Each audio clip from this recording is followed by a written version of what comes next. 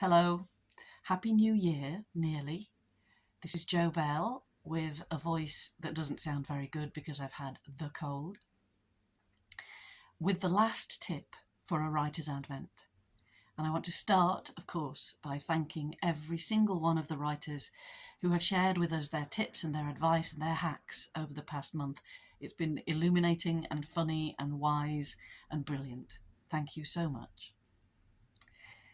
Right, my tip is that after a few days when you've probably been relentlessly pleasant to everyone, you don't have to be in your poetry. Be unpleasant. I have in mind a particular poem by Roddy Lumsden called The Young, which begins, "You bastards." It takes us straight into the poem, it makes us laugh, it's angry, it's funny, it's tongue-in-cheek, and it brings an energy to the poem which it might not otherwise have. So this is to remind you that you can be angry or spiteful or curmudgeonly, and if you're uncomfortable being those things in a poem, then be someone else. Be the grumpy neighbour. Be the guy who comes into the pub and never says anything and nobody knows why.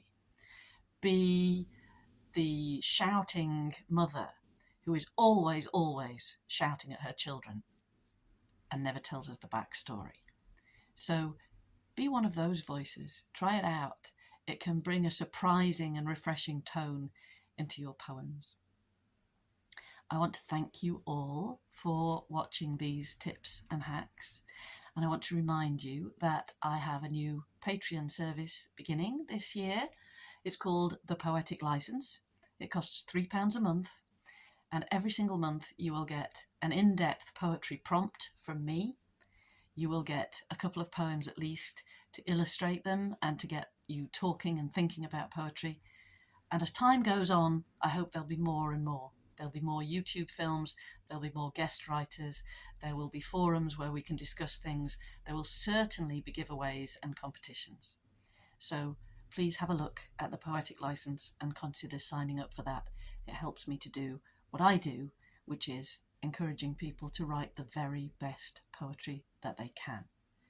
Whatever you do in 2023, I hope it includes writing, I hope it includes reading, and I wish you the very best in everything you do.